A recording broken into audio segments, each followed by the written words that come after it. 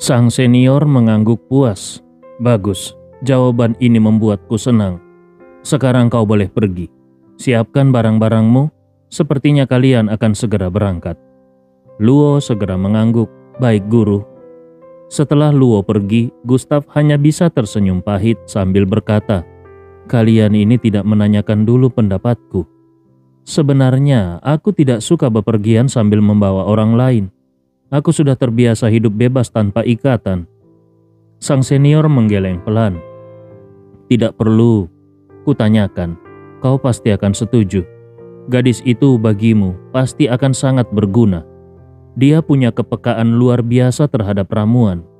Bakat alaminya dalam alkimia maupun keterampilan meracik obat bisa dikatakan melawan takdir. Gadis itu terlalu polos.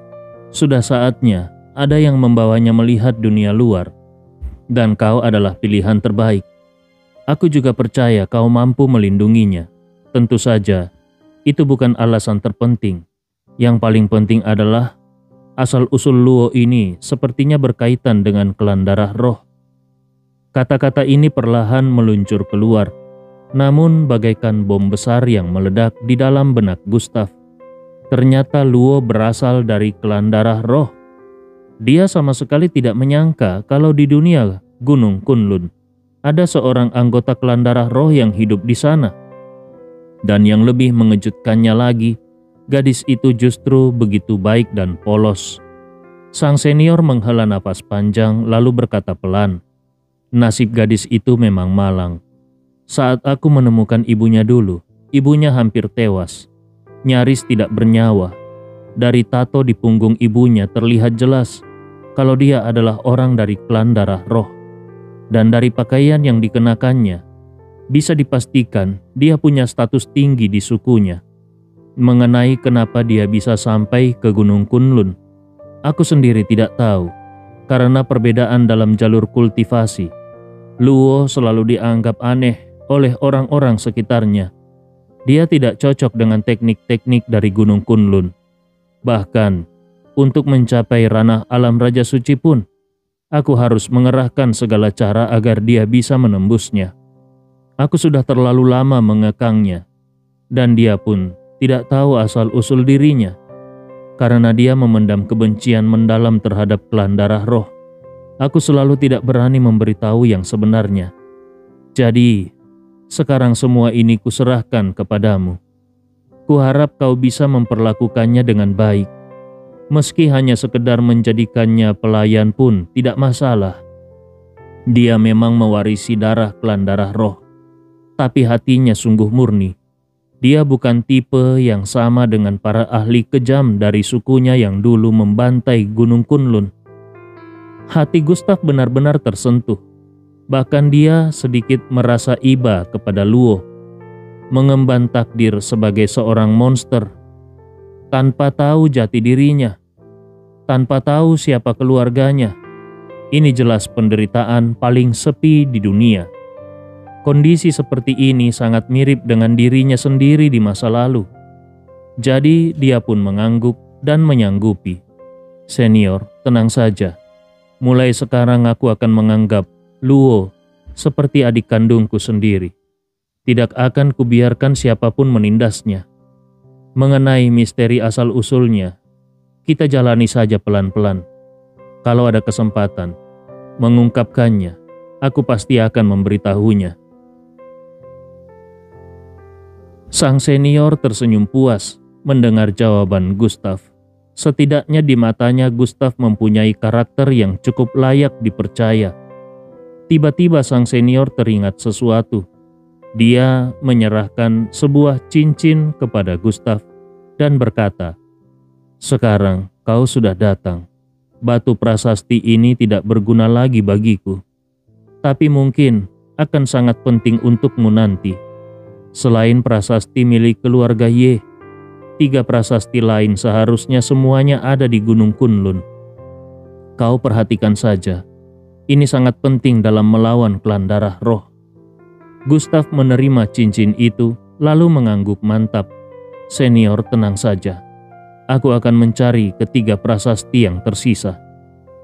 Pada saat itu, Dari luar sudah terdengar suara Luo. Sang senior pun memanggil Luo ke ruangan lain, lalu memberinya beberapa pesan terakhir. Setelah itu dia berkata kepada Gustav, "Selama bertahun-tahun ini, aku sudah memasang beberapa formasi ruang di alam rahasia darah roh. Sekarang aku akan mengirim kalian langsung menemui Han Yun." Usai berbicara, sang senior pun melangkah ke sebuah formasi besar, lalu membentuk mantra dengan jarinya dan setetes darah esensial pun keluar. Formasi raksasa itu langsung menyala terang benderang. Sang senior berkata, "Kalian naiklah." Gustav dan Luo pun segera melangkah ke atas formasi itu. Dalam sekejap, cahaya terang menyelimuti mereka. Gustav merasakan ruang di sekitarnya seolah sobek, dan dalam kedipan mata, cahaya itu lenyap dan mereka pun telah menjejak tanah kembali. Ternyata mereka sudah sampai di sebuah kaki gunung.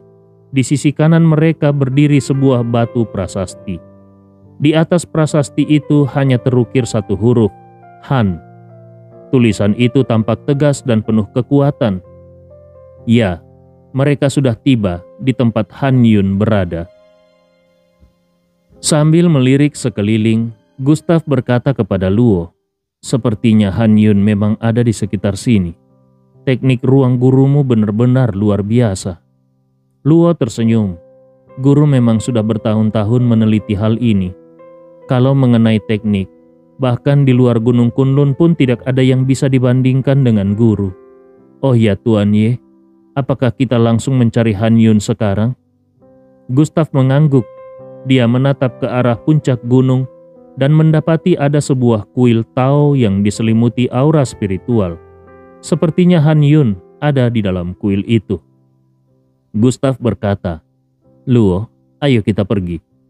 Luo mengangguk, lalu seolah teringat sesuatu, dia memiringkan kepalanya dan berkata, "Tuan Ye, apakah panggilan Luo ini terdengar agak canggung bagimu? Bagaimana kalau mulai hari ini aku memakai nama sesuai tradisi kalian dan memakai margamu? Bagaimana kalau kau panggil aku Ye Luo-er? Ini juga pesan guru sebelum pergi. Nama Ye Luo-er mempunyai makna seperti daun yang gugur. Guru mengatakan nama ini melambangkan daun yang kembali ke akar, mencari jati diri." Gustav tertegun. Dia menatap Ye Luo-er dalam-dalam. Gadis ini begitu polos dan ceria. Kalau suatu hari nanti, dia tahu bahwa darah klan darah roh mengalir di tubuhnya, entah bagaimana perasaannya saat itu. Namun untuk saat ini rahasia ini harus dia simpan demi Ye Luo-er. Gustav pun berkata dengan mantap, "Baik, mulai sekarang kau adalah Ye Luo-er." Keduanya pun mulai mendaki menuju puncak gunung. Tidak lama kemudian Gustav melihat banyak orang berkumpul di depan. Beberapa dari mereka bahkan sempat dia lihat sebelumnya. Mereka semua adalah para jenius yang masuk ke alam rahasia darah roh ini dari keluarga Han. Dengan berat hati, Gustav mengeluarkan topeng milik Aldren Ye dan langsung memakainya. Bagaimanapun yang masuk ke alam rahasia darah roh ini adalah Aldren Ye, bukan Gustav Ye. Ini bisa menghindari banyak masalah yang tidak perlu. Setelah bertemu Han Yun, Gustav berencana membawa Ye Luo-er untuk bergabung lagi dengan Mo Ning dan Ye Lingtian. Ye Luo-er sempat bingung melihat Gustav memakai topeng, tapi dia tidak bertanya lebih jauh. Baginya menutupi wajah adalah hal wajar bagi orang sekuat Gustav. Gustav dan Ye Luo-er pun tiba di dekat puncak. Di sekeliling mereka tampak banyak tenda berdiri. Bahkan ada beberapa api unggun yang masih menyala. Hampir setiap sudut di sini dikuasai oleh para ahli kuat. Mata-mata mereka semua tertuju pada sebuah gerbang besar. Pandangan mereka dipenuhi rasa hormat, harapan dan emosi campur aduk lainnya. Gustav bisa menduga semua orang ini pasti tengah menunggu kemunculan Han Yun. Namun tidak sedikit juga yang mulai melirik Gustav dan Ye Luo-er dengan tatapan tidak ramah. Wajar saja, Mereka semua berasal dari sekte-sekte puncak dan keluarga-keluarga besar Gunung Kunlun. Di alam rahasia darah roh ini, hanya ada dua jenis orang. Pertama, para jenius yang masuk dengan penuh kehormatan dan disambut terang-terangan. Kedua, para kultivator lepas yang hina tanpa kekuasaan ataupun status. Kelompok pertama biasanya saling mengenal karena sudah cukup lama masuk bersama-sama ke alam ini. Sedangkan mereka yang tidak dikenal, sudah pasti mereka akan dianggap sebagai para pengembara rendahan. Dan saat ini, pandangan orang-orang itu terhadap Gustav dan Ye Luo'er jelas penuh dengan sikap merendahkan. Mereka memang tidak bisa mengintip kekuatan Gustav yang tertutup oleh topeng. Tapi kekuatan Ye Luo'er mudah terlihat. Ranahnya masih di tingkat alam Raja Suci, sementara mayoritas orang di sini sudah mencapai alam Raja Void, alam Daiyuan, bahkan mungkin ada yang sudah di tingkat alam Kaisar Dewa. Di mata mereka tingkat alam Raja Suci tidak ada bedanya dengan sampah. Gustav sudah terbiasa dengan tatapan seperti ini, jadi dia memilih diam. Tetapi Ye Luo'er tampak tidak nyaman dan bertanya, "Tuan Ye, kenapa tatapan orang-orang ini membuatku merasa begitu tidak enak? Atau apakah memang semua pria di luar sini memang seperti ini?" Gustav tidak ingin mencari masalah, jadi dia hanya berkata, "Tidak usah pedulikan. Mereka ini hanya orang-orang sombong yang menganggap diri mereka paling hebat." Ye Luo'er mengangguk pelan. "Kalau begitu, Tuan Ye, selanjutnya apa yang harus kita lakukan? Apakah kita akan menunggu di sini atau langsung masuk ke dalam?" Gustav melirik ke arah gerbang besar itu, yang ternyata sudah terbuka lebar. Dia sendiri tidak mengerti kenapa tidak ada satupun orang yang masuk. Apakah mungkin ada formasi penghalang? Gustav berkata, "Ayo kita maju dan memeriksanya dulu." Gustav dan Ye Luo'er pun melangkah menuju gerbang. Namun sebelum mereka sempat mendekat, dua orang pemuda langsung menghadang mereka. Kedua pemuda itu mengenakan pakaian mewah dengan lambang khusus di dada mereka. Kalau Gustav tidak salah ingat, itu adalah simbol milik murid-murid Sekte Linghai.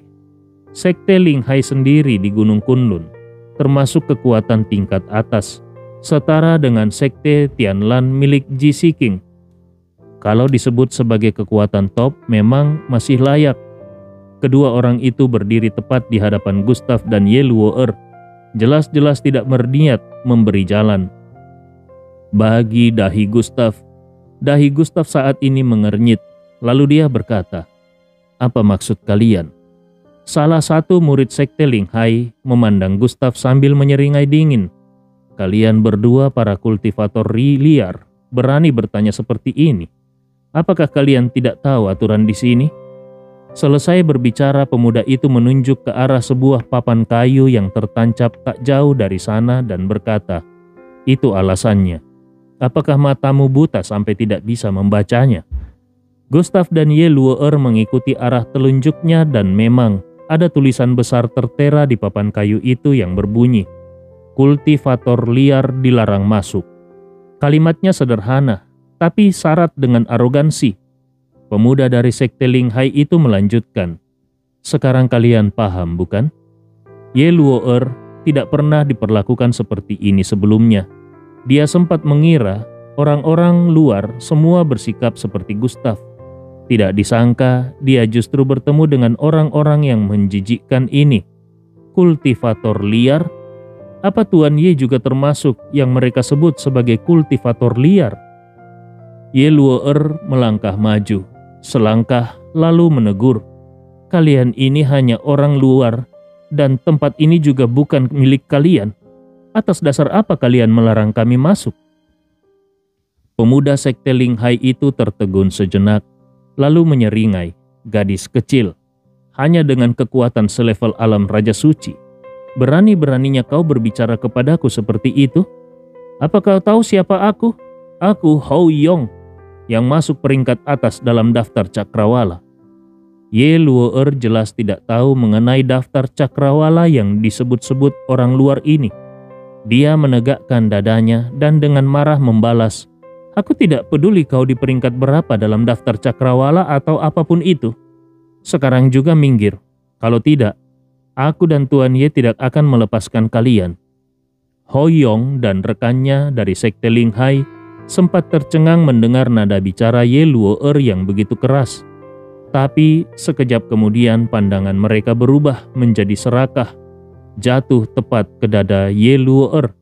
Selama ini mereka memang sudah berhari-hari menahan diri di alam rahasia darah roh ini, dan selalu waspada karena hampir semua orang yang berkemah di sini berasal dari kekuatan besar yang tidak bisa mereka sentuh sembarangan. Namun kini, saat melihat seorang gadis cantik dengan tubuh yang indah, dan jelas seorang kultivator liar, mereka pun tidak bisa menahan nafsu yang lama terpendam. Ho Yong tersenyum mesum. "Gadis kecil, sebenarnya kau boleh saja masuk, asal kau bersedia menjadi wanita milikku, Ho Yong. Dengan begitu, status kultivator liarmu langsung gugur, dan aturan itu tidak akan berlaku bagimu." Sambil berbicara, Ho Yong bahkan berani-beraninya mengulurkan tangannya dan hendak meraih dada Ye Luo yang montok. Namun Ye Luo yang sudah waspada, matanya langsung membara dengan kemarahan. Belum pernah di dalam hidupnya dia dipermalukan seperti ini. Kelima jarinya pun langsung diselimuti aura spiritual.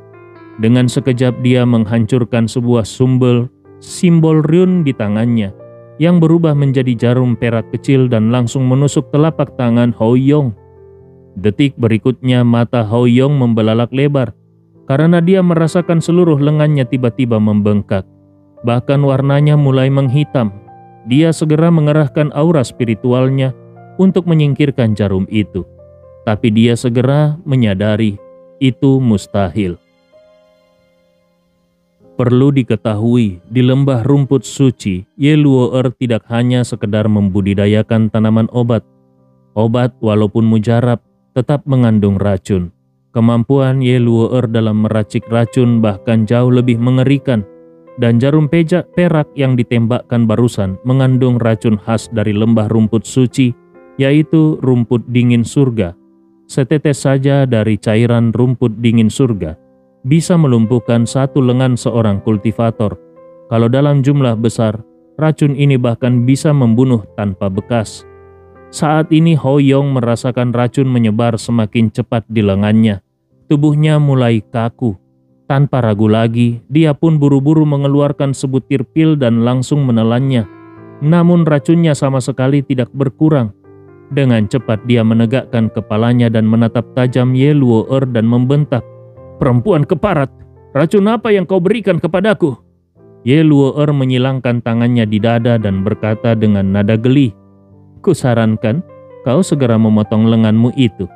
Kalau tidak, racunnya akan menyebar ke seluruh tubuh. Saat itu bahkan dewa pun tidak akan bisa menyelamatkanmu." Raut wajah Ho Yong berubah drastis dan dia berteriak marah, "Perempuan keparat, di mana penawarnya? Cepat berikan padaku."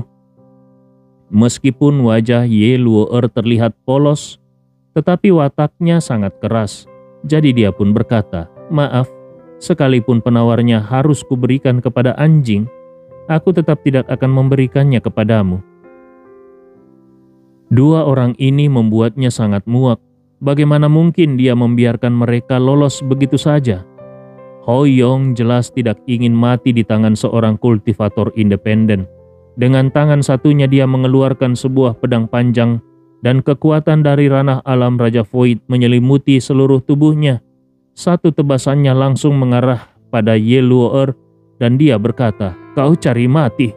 Kalau kau ingin tanganku, hari ini aku akan memotong tanganmu lebih dulu." Angin kencang berhembus. Kekuatan alam Raja Void yang disertai amarah membuat serangannya menjadi begitu mengerikan. Niat pedangnya sangat cepat, bahkan seperti kilat.